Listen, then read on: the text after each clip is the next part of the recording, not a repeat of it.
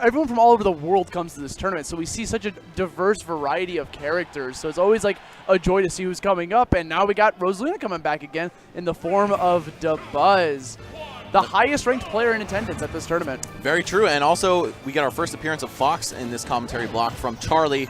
We got a battle of the coast, SoCal versus Long Island. Yeah, dude. It's the classic, West versus East. Saw a little preview of that on Thursday night. East Coast mopped. Yeah. Sorry, I'm sorry, you had something in your throat. Yeah. Are you okay? Yeah, go check that out, man. Yeah, the Evola, right? Yeah. But okay, so let's jump into it. You know, Charlie, hailing from SoCal, definitely one of the stronger Foxes out there in terms of, next to Larry Lurr. Yeah, of course, and one of the strongest players overall in his home region. We'll see what he has to bring to the table against the officially now best player on the East Coast, right alongside Nairo, ranked 3 and 4 on the PGR. But Dabuz definitely knows this matchup like the back of his hand. You know, even in New York City, he plays against the likes of all of the Foxes over there. There's so many. Yeah, Kill Sage when he shows up, Odyssey, SPT, and my man Light when he comes on over from Connecticut. Yeah. Yeah. Light might as well just be New York City at this point. We'll adopt him. We'll adopt him. Yeah, we adopt so many players. But right now, we're adopting this Luma, just completely throwing Charlie off stage without barely taking any damage himself. Charlie's just struggling to find this opening in Luma. Going for these grabs, though, noticing that Dabuz has a tendency to shield, but just in time for him to catch on, we're going to see Dabuz opt for the Luma jabs instead. And this is looking like a grim situation for Charlie. Down air. Oh, no. Trying to take the strange angle. Yeah, he was trying to hug the wall. Yep.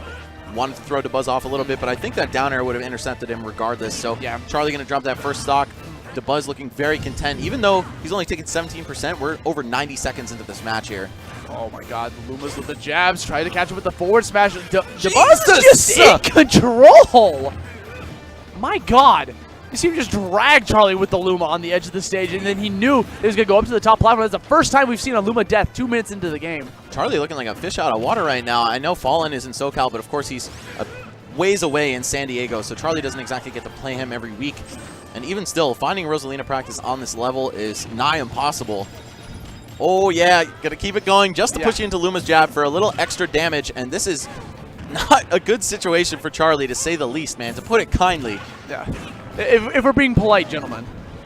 Fox, though, one of the characters who struggles with killing Luma, a bunch of his moves at the low percents will not knock her away. So you're going to see him have to batter her up just a little bit before he starts getting those KOs. And we keep seeing this train of the rapid jab, just going from trading off from Rosalina to Luma, just attacking on so much damage against Charlie.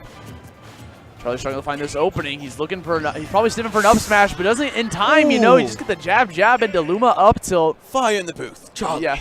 Just send him up to the top, man. That was a destructive two-stock. All right, wow. Dabuz not showing any signs of letting up. He is currently the favorite to win this tournament in terms of seeding. Projected to play Nairo in winners finals if they don't get upset on the way there. So he's playing with that same fire that he's going to need to carry on through the rest of the day. And hey, man, one thing worth mentioning about a tournament like EVO, especially in the 2018 format and 15 and 16, where it finishes on Saturday, this is not a sprint by any means. They have a whole day of games ahead of them. Got to conserve your energy. Don't want to spend it all too early getting into top 48. And the battle of mental stamina is going to start coming into play as the day progresses. Yeah, thankfully the pool started at 12 p.m. today instead of the 8 a.m. pools yesterday. You know, 8 to 8 is always like a rougher, but now we got a counter pick coming from Charlie, opting to go for a Sheik on Town and City.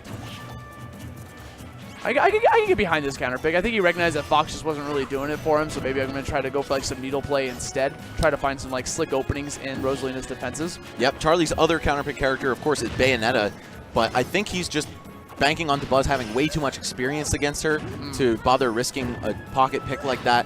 Either way, I think the same could be said about Sheik. Dabuz has beaten all of the best players, let alone Sheiks, in the world. So, I don't know, man. We're seeing him not really able to make any meaningful openings so far, but when Sheik does hit you, especially at these low percents, she hits you good. Yeah, I mean, it just kind of becomes tough to counterpick Dabuz in general. You just got to, like, find an opening in his playstyle because he's just a solid player. He never leaves any openings for himself. He's always covered by Luma. He's a moving fortress. Yeah, that's very well put. And Luma is the turret glued to the wall. And Dabuz is controlling the tank.